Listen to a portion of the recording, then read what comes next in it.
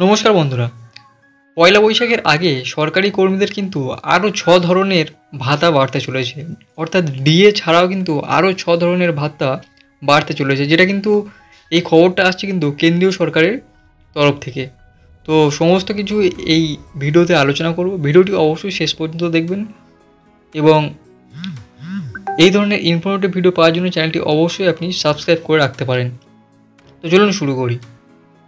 দেখুন, কেন্দ্রীয় সরকারি কর্মচারীদের মহার্ঘ ভাতা এবং পেনশনভোগীদের মহার্ঘ ত্রাণ 2% বৃদ্ধি করেছে কেন্দ্র। ফলে 2025 সালের জানুয়ারি থেকে মহার্ঘ ভাতা 53% থেকে 55% বেড়েছে। তো রাজ্য সরকারি কর্মচারীদের জন্য দারুণ সুখবর, কারণ যারা মহার্ঘ ভাতার দাবি জানিয়ে এসেছিলেন এতদিন, অবশেষে কিন্তু রাজ্য সরকারি কর্মচারীদেরও কিন্তু ডিএ বাড়ানো হয়েছে। এটা অনেকেই আপনারা জানেন। তো দেখুন, এবার কিন্তু শুধু এই ডিএতেই সীমাবদ্ধ থাকলো না। তো এটার পরে কিন্তু আরও গুরুত্বপূর্ণ সিদ্ধান্ত নিতে চলেছে কেন্দ্রীয় সরকার।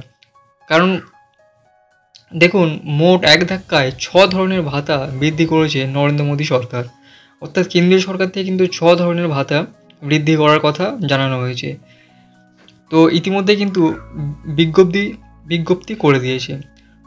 তো দেখুন কোন কোন ক্ষেত্রে সেই 6 ধরনের ভাতা আপনি পাবেন। এবং কেন্দ্রীয় সরকারি কর্মীরা আবাসন, পরিবহন, শিক্ষা, স্বাস্থ্য এবং ভ্রমণ খরচ সহ আরও বেশ কয়েকটি ভাতা পান। এগুলো তো অলরেডি কেন্দ্রীয় সরকারি কর্মচারীরা পেয়ে থাকেন।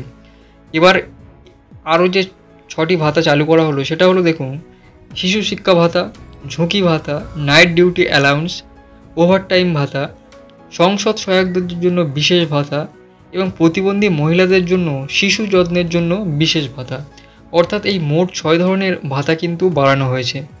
তো এটা কিন্তু সরকারি কর্মচারীদের জন্য খুব দারুণ একটা খবর।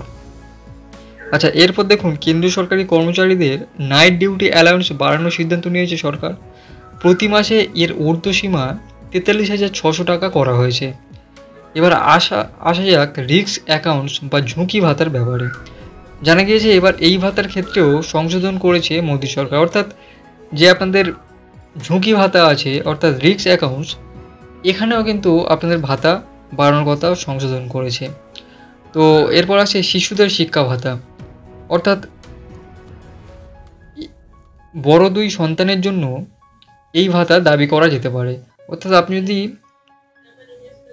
সন্তান থাকে এবং 2 বড় সন্তানের ক্ষেত্রে আপনি এই ভাতা দাবি করতে পারেন। এটি প্রতি মাসে 6,750 টাকা বিনামূল্যে হোস্টেল ভর্তুকিও দেয়। তো এরপর আসি, দেখুন, একই সঙ্গে সরকারি চাকরিজীবীদের প্রতিবন্ধী সন্তানদের প্রতি মাসে প্রাপ্ত সাধারণ সিএ হারে চেয়ে দ্বিগুণ ভাতা দেওয়া হবে। অর্থাৎ প্রতিবন্ধী সন্তানদের ক্ষেত্রেও কিন্তু চাকরিজীবীদের প্রত্যেক মাসে একটা ভাতা দেওয়া হবে। তো আশা করছি ভিডিওটি ভালো লেগেছে। ভিডিওটি ভালো লাগলে অবশ্যই একটু লাইক করবেন এবং কমেন্ট করে আপনার মতামত জানাতে ভুলবেন না। আর এই ধরনের ইনফরমেটিভ ভিডিও পাওয়ার জন্য চ্যানেলটি অবশ্যই সাবস্ক্রাইব করবেন।